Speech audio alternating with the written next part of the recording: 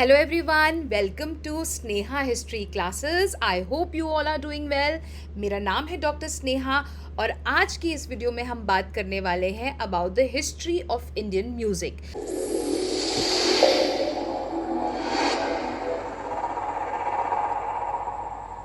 इसका पार्ट 1 मैंने already upload कर दिया है। आप पहले वो वीडियो देख लीजिए जिससे कि आपको ये और अच्छे से समझ में आएगी।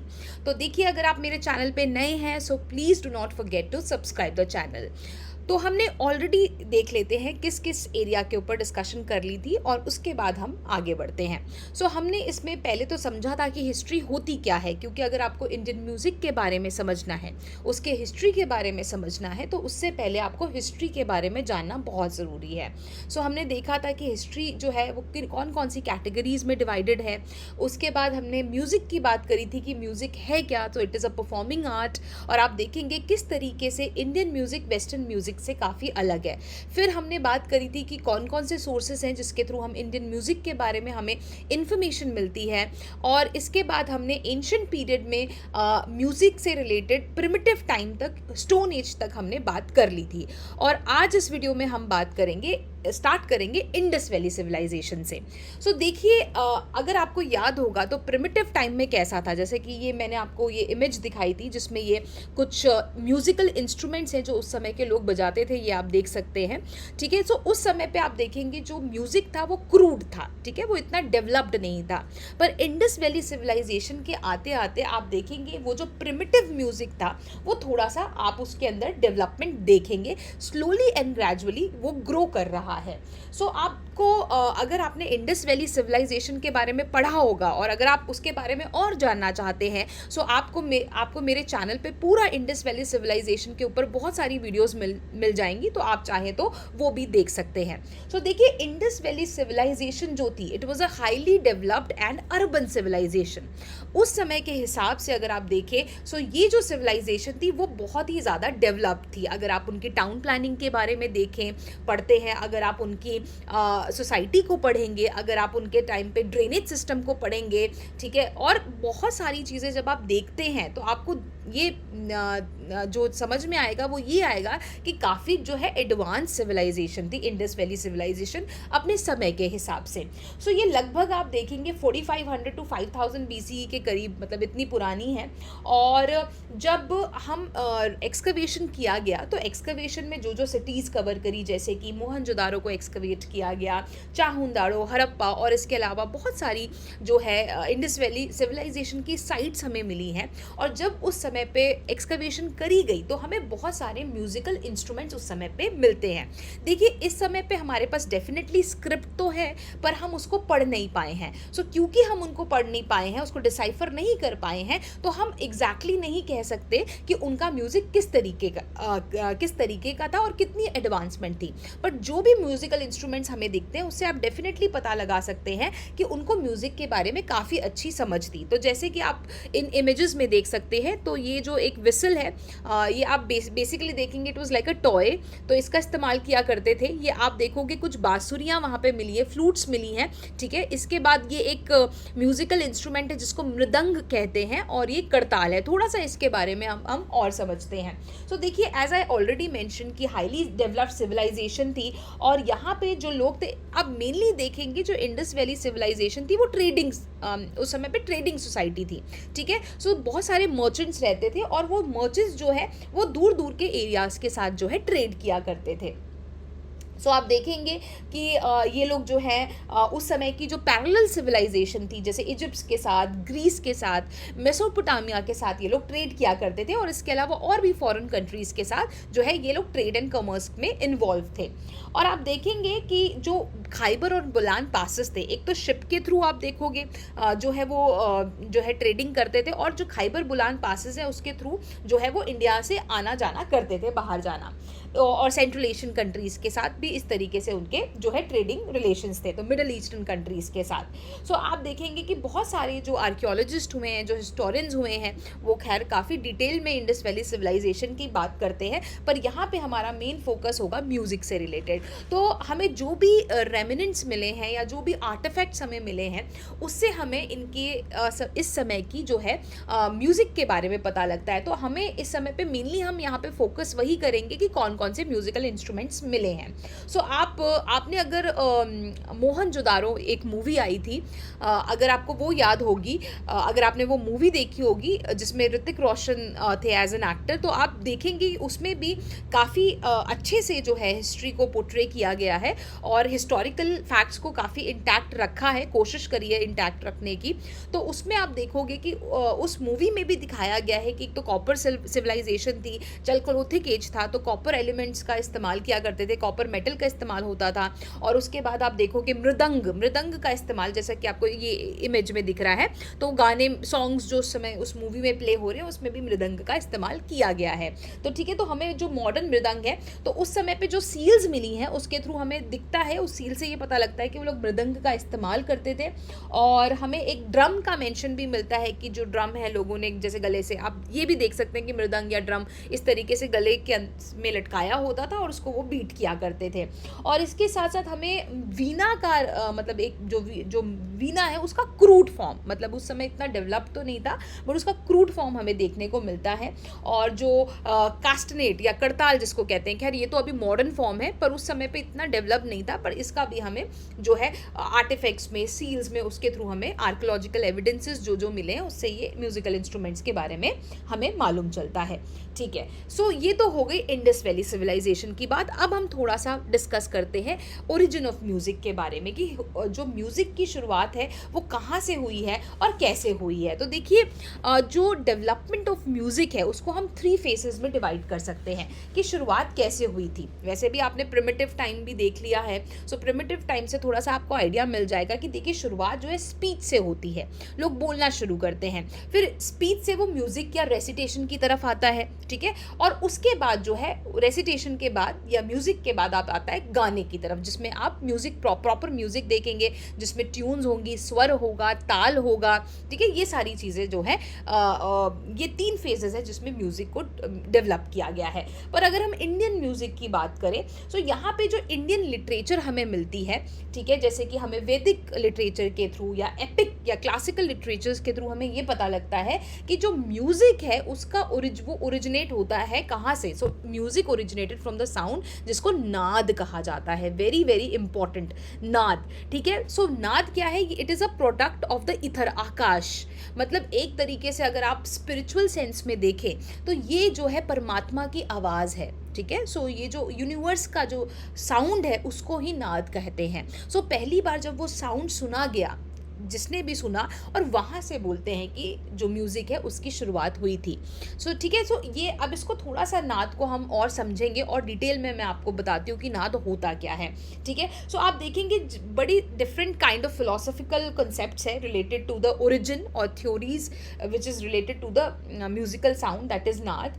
सो ऐसा माना जाता है कि 2 मेन जो है बिलीवर्स हैं। एक मानते हैं, वो ये कहते हैं कि शिव शक्ति से जो है म्यूज़िक की शुरुआत हुई है, और दूसरा जो दूसरा ओपिनियन है वो ये मानते हैं कि लक्ष्मी नारायण से जो है म्यूज़िक की शुरुआत हुई है। तो जो शिव बोलते हैं, जो वर्शिपर हैं लॉर्ड शिवा के, सो बेसिकली यहाँ पे आ जाता है जो शैव और वैष्णव सेक्ट है वो अपनी अपनी थ्योरीज दे रहे हैं। तो जो शैव सेक्ट है जो कि शिव जी की वर्शिप करते हैं, वो ये कहते हैं कि म्यूज़िक की शुरुआत कहाँ से हुई है? It came out from the mouth of Shiva and शक्ति। ठीक है, तो उनके मुंह से जो निकला था वो म्यूजिक था। वहीं पे दूसरी तरफ जो है, जो विष्णु जी के फॉलोअर्स हैं, वो ये कहते हैं कि it originated from Lakshmi and Narayan. ठीक है, सो ये मानना है, पर इसको हम थोड़ा सा और अच्छे से समझते हैं कि नाद होता क्या है। सो देखिए, जितने भी शास्त्र हैं, अगर आप जब पुराने शास्त्रों को पढ़ते हैं सो उसमें कुछ टेक्निकल टर्म्स होती हैं, उसको कहा जाता है परिभाषिका पदार्थ, ठीक है। सो जो भी एक स्टूडेंट है उसको अगर कोई भी शास्त्र पढ़ना है तो उससे पहले उसके लिए इम्पॉर्टेंट है कि वो जो है शास्त्र को अगर वो और डीप पढ़ना चाहता है तो उसको जो है इसके बारे में, परिभाषिका पदा के बारे में नॉलेज होनी चाहिए, ठीक है। और जो म्यूज़िक है it is also is a science, ठीक है। ये एक म्यूज़िक जो है वो संगीत का एक साइंस है। सो जो संगीत शास्त्र है, जब आप संगीत शास्त्र को पढ़ते हो सो उसका भी एक अपना परिभाषिका पदा है। सो इसलिए जब भी आप परिभाषिका, संगीत का परिभाषिका पद पढ़ते हैं तो as a student of Indian music it is important कि आप नाद के बारे में पढ़ें। अब ये जो नाद का कॉन्सेप्ट है ये आपको किसी और जगह पे देखने को नहीं मिलता, it is exclusive to Indian music only, ठीक है। ये इंडिया में ही आपको इसके बारे में सुनने को मिलेगा। तो थोड़ा सा हम नाद के बारे में पढ़ लेते हैं, ठीक है। इसकी थोड़ा सा देखते हैं कि क्या है, what is the meaning of नाद। सो जो नाद वर्ड है ये 2 लेटर से बनता है, एक है ना और दूसरा है द। सो ना स्टैंड्स फॉर, ना क्या है, इज द प्राणवायु, प्राण शक्ति, ठीक है। और दूसरा द इज अनाला और अग्नि, अग्नि है। सो ये 2 चीज़ हैं और जब ये दोनों चीज़ें मिलती हैं, जब इनका यूनिसन होता है तो वहाँ से जो है आप देखेंगे जब प्राण शक्ति और अग्नि का मिलाव होता है ह्यूमन बॉडी में तो उसके बाद जो है आप देखेंगे नाद प्रोड्यूस होता है, ठीक है। सो जब प्राण शक्ति और अग्नि मिलेगी तो उसके बाद ही जो है नाद प्रोड्यूस हुआ जाएगा। और ये हमें इसका मेंशन मिलता है संगीत रत्नाकर, जो कि लगभग 12 या 13वीं शताब्दी में लिखी गई थी शंकरदेव द्वारा, उसमें हमें इसके बारे में मेंशन मिलता है, ठीक है। सो अब हम इसको थोड़ा सा और समझते हैं। सो अब नाद बनता कैसे है ह्यूमन बॉडी में। सो देखिए पहले क्या होती है, आत्मा, ठीक है। आत्मा, देखिए ये थोड़ा ना आपको स्पिरिचुअल टर्म में समझना पड़ेगा नाद को, कि जो लोग बहुत साधना करते हैं उनको ये म्यूज़िक, ये नाद म्यूज़िक सुनाई देता है। सबको ये सब नहीं इसको नाद को जो है एक्सेस कर सकते हैं, वो सब नहीं सुन सकते हैं। उसके लिए आपको बहुत ध्यान में जाना पड़ेगा, आपको बहुत साधना करनी पड़ेगी, उसके बाद ही आपको नाद का साउंड जो है वो सुनाई देगा। तो उसमें बोलते हैं कि पहले जो आत्मा होती है वो डायरेक्ट करती है मन को, आत्मा मन को कहती है कि नाद को प्रोड्यूस करे। और वो कैसे होता है, उसके बाद जो मन है, जो मनस है हमारा, उसके बाद इट इन टर्न इंस्टिगेट्स द प्राण शक्ति।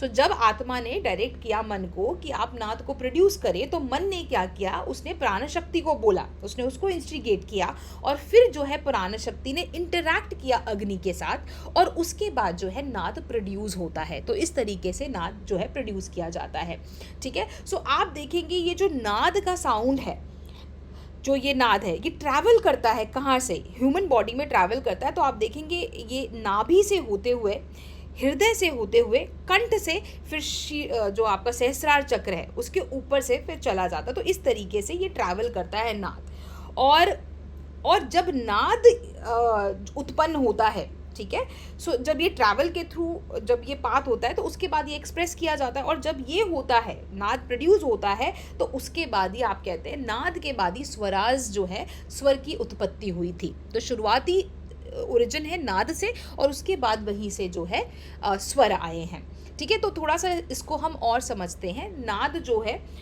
इसको ये दो तरीके के हैं नाद। पहला है आहत और दूसरा है अनाहत। सो व्हाट इज आहत, अनाहत, वो थोड़ा सा समझते हैं। सो देखिए आहत जो नाद है, it struck and hurt externally. तो ये वो साउंड है जो आपको बाहर से सुनाई देता है, ठीक है, जो आप बाहर से सुन सकते हैं, कानों से सुन सकते हैं बाहर से, ठीक है।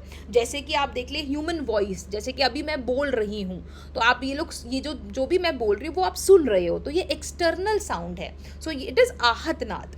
और जैसे म्यूजिकल इंस्ट्रूमेंट जब प्ले हो रहा है वो आप सुन रहे हैं तो वो भी आहत नाद है। इसके बाद नेचर, जैसे बारिश हो रही है या बिजली कड़क रही है तो आप जैसे मैं ये बीट कर रही हूँ, टेबल है तो इसको बीट कर रही हूँ तो ये साउंड प्रोड्यूस हो रहा है, तो ये सब एक्सटर्नल साउंड है। सो ये है आहत, ठीक है। उसी की तरह अनाहत अलग होता है।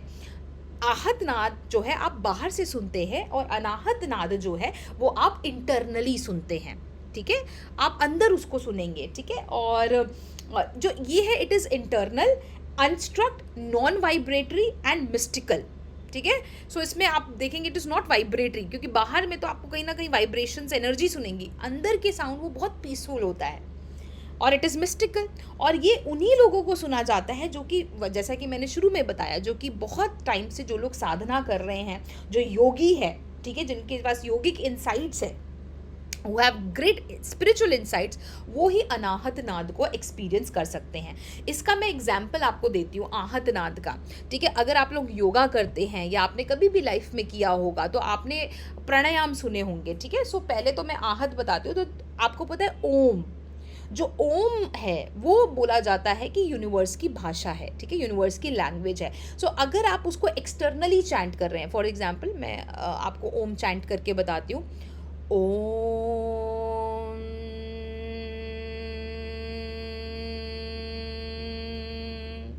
ठीक है। तो ये ओम जो है it is an external sound, जो मैं बोल रही हूँ, जो मैं चैंट कर रही हूँ, आप उसको सुन रहे हैं, आप भी इसको प्रैक्टिस कर सकते हैं। सो ये it is an example of आहत नाद। अनाहत नाद आपने अगर कभी ब्राह्मरी प्राणायाम किया होगा, अगर नहीं किया तो आप यूट्यूब पे भी उसको आप देख सकते हैं, सर्च कर सकते हैं। तो ब्राह्मरी प्राणायाम में क्या होता है कि आप जो है अपने कानों को बंद कर लेते हैं, जैसे आप अपने थंब से अपने कानों को बंद करेंगे और उसके बाद आप अपनी आँखों को बंद करेंगे और उसके बाद आप का साउंड जो है प्रोड्यूस करते हैं। आई जस्ट आप सुन लीजिए कि कैसा साउंड होता है। और ये आप कोशिश करिए, ब्राह्मरी प्राणायाम आप प्रैक्टिस भी करें। अगर आप इस पे साधना कर लेते हैं, मतलब आप अगर इस ब्राह्मरी प्राणायाम में मास्टरी कर लेते हैं और बहुत मतलब मेहनत, मतलब बहुत इसके ऊपर ध्यान, कंसंट्रेशन, मेडिटेशन के साथ करते हैं प्रैक्टिस, तो आप भी इस नाद, अनाहत नाद को सुन सकते हैं। तो ये कुछ इस तरीके से होता है। I just show you.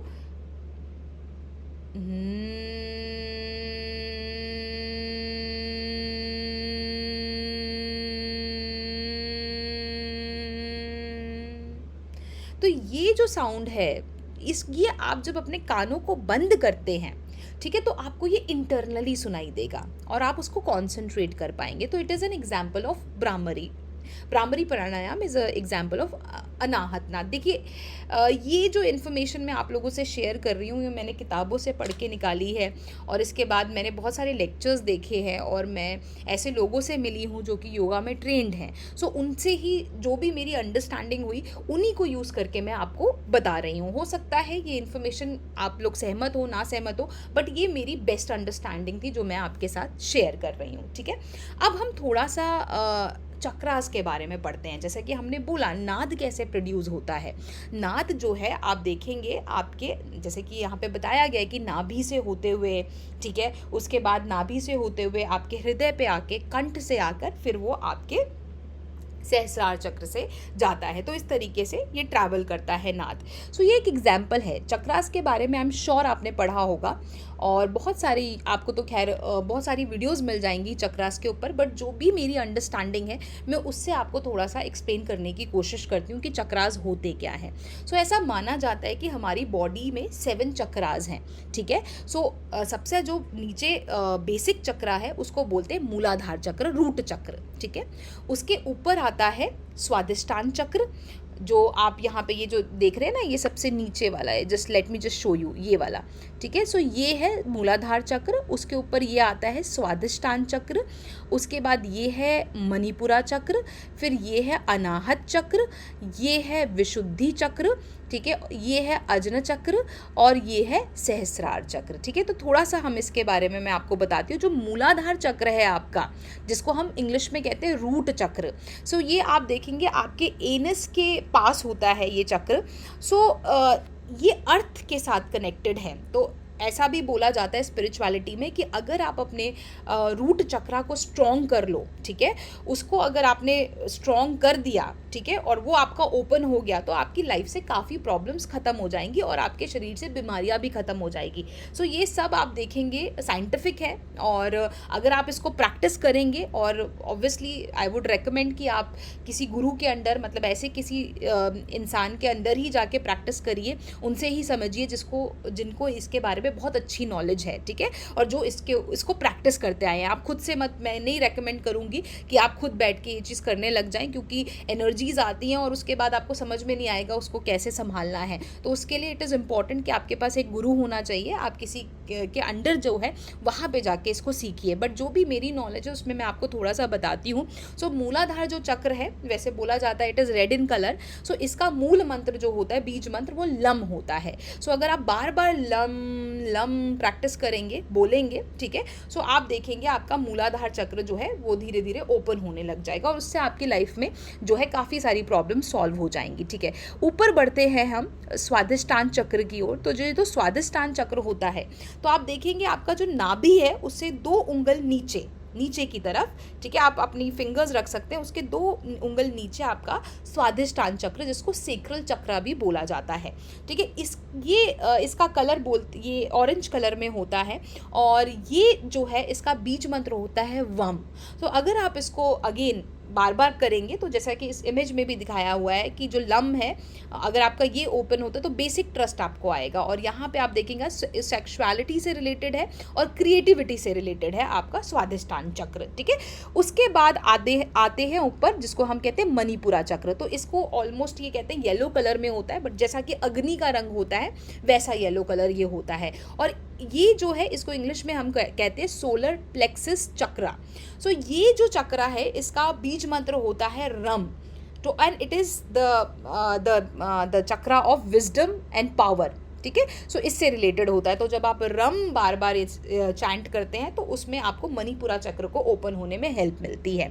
उसके बाद आता है आपका ये हार्ट चक्रा, ठीक है, जिसको हम हार्ट चक्र या अनाहत चक्र। तो ये आपका जहाँ पे हृदय होता है, ठीक है, हार्ट बीच में सेंटर में आप देखेंगे ये होता है, ये ग्रीन कलर का होता है और इसका बीज मंत्र है यम, ठीक है। सो जब आप यम बार बार बोलते हैं सो अनाहत चक्र आपका एक्टिवेट होता है, ठीक है। उसके बाद हम आगे बढ़ते हैं और अच्छा, ये हार्ट जो अनाहत चक्र है ये है लव और हीलिंग से रिलेटेड। इसके बाद आते हैं हम विशुद्ध चक्र पे। विशुद्धि चक्र भी इसको कहते हैं, जिसको थ्रोट चक्रा कहते हैं। थ्रोट आपका ये एकदम जहाँ जहाँ आपका थ्रोट है। सो इसका बीज ये ब्लू कलर का होता है और इसका बीज मंत्र है हम। सो आप जब बार बार हम आप ये जब चैंट करेंगे तो आप देखेंगे कि इससे आपका थ्रोट चक्र को एक्टिवेट होने में हेल्प मिलती है। एंड अगर आपका ये एक्टिवेट हो जाए तो आपको कम्युनिकेशन में बहुत आसानी होती है, ठीक है, या उस पर आप मास्टरी ही कर लेते हैं। उसके बाद आता है आपका, this is very very important, ये है अजन चक्र।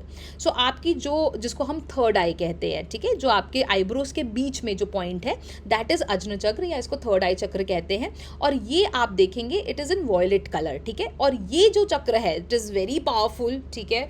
इसके बारे में तो आप जितना भी पढ़ेंगे आपको बहुत ही अद्भुत लगेगा। जिस बोलते हैं कि आप इससे फ्यूचर देख सकते हैं अगर आपका ये ओपन हो गया, मतलब इसमें बहुत पावर होती है। अगर ये तो बहुत महान लोगों का जिनको वैसे तो ये सारे ही चक्र उन्हीं लोगों के ओपन होते हैं जो कि योगी हैं, साधक हैं, या जो कि बहुत ज़्यादा मेडिटेशन करते हैं और जो इस सब चीज़ों पे बिलीव करते हैं, तो उनका ये चीज़ डेफिनेटली ओपन होता है। आई हैव मेट पीपल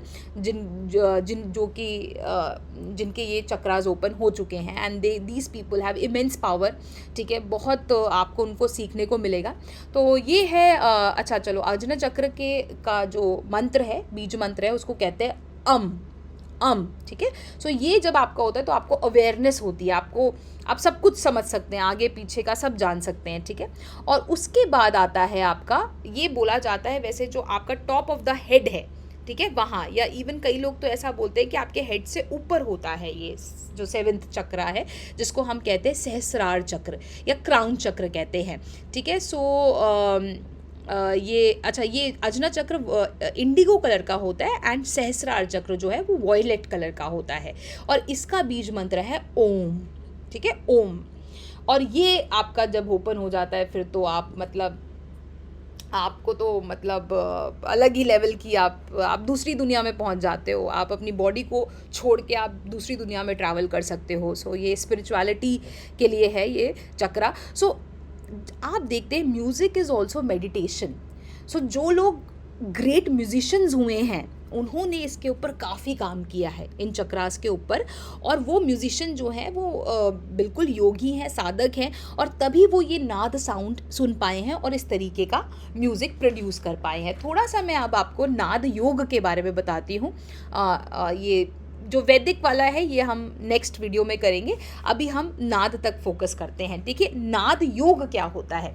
देखिए ध्रुपद जो म्यूजिक है, it is the oldest classical form of music जो कि नाद योग के ऊपर जो है बेस्ड है, और ऐसा माना जाता है it is the only music जिसमें आपको योगा टेक्निक देखने को मिलेगी।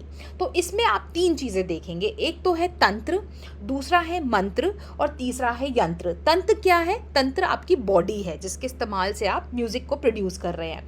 मंत्र क्या है? वो ध्रुपद स्टाइल ऑफ म्यूजिक है। और यंत्र क्या है? राग है, राग के थ्रू। और जब ये तीनों चीज़ें मिल जाती हैं, आपकी बॉडी, ध्रुपद और राग सिस्टम, ये जब मिल जाता है तो आप देखेंगे उसके बाद जो आपकी बॉडी है it travels to higher level of consciousness. खैर मैंने आपको चक्रा तो आपको बता दिया, तो अब आपको और अच्छे से नाद म्यूजिक समझ में आएगा। ठीक है, अब हम देखते हैं, अगर आप ध्रुपद म्यूजिक को सुनते हैं सो आप ऐसा फील करेंगे that journey of sound travel through your body.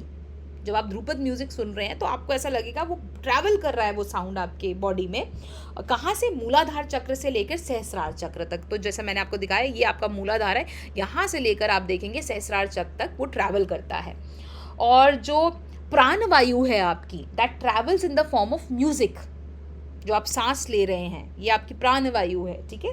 सो ये जो है ये म्यूजिक के फॉर्म में ट्रैवल करता है।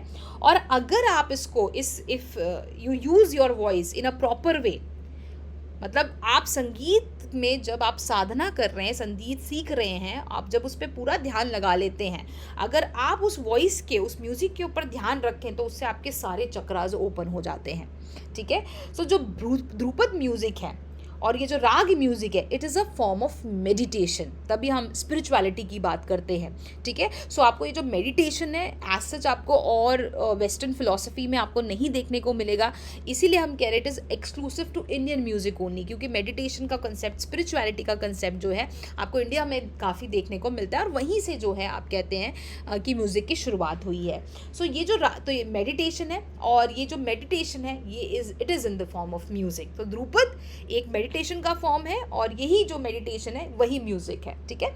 सो अब हम देखते हैं कि जो इंडियन म्यूजिक है वो शुरुआत होती है षड्ज, जो आपका सा रे गामा पा है, तो जो स है षड्ज कहते हैं उसको। तो षड्ज जो है it is a sound, and when you open all the dimensions of that sound, जब आप उसको इंटरसेक्ट करते हैं, जब उसको आप पूरा क्लियरली पढ़ते हैं उस साउंड को, षड्ज साउंड को, then it is understood in the form of harmonics. Harmonics क्या होता है?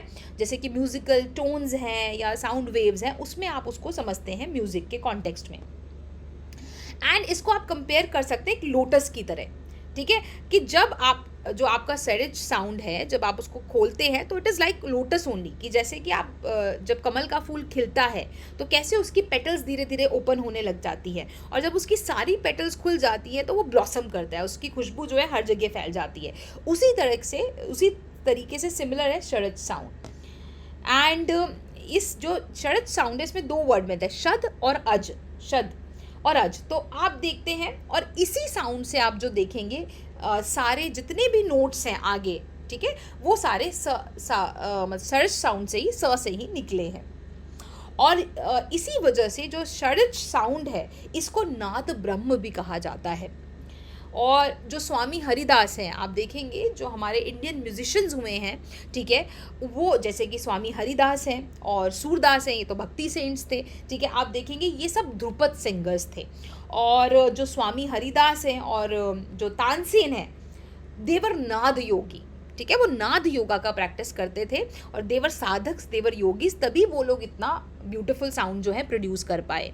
और अगर आप तानसेन के बारे में आपने सुना होगा तो वो ऐसे ऐसे राग गाते थे, राग मल्हार गाते थे, ठीक है। नेक्स्ट वीडियो में मैं कोशिश करूंगी कि मैं आपसे थोड़ी सी वीडियो क्लिप्स भी शेयर कर पाऊँ, जिससे कि आपको अंडरस्टैंडिंग और बेटर हो। सो जब वो गाते थे राग मल्हार तो बारिश होने लग जाती थी, ठीक है।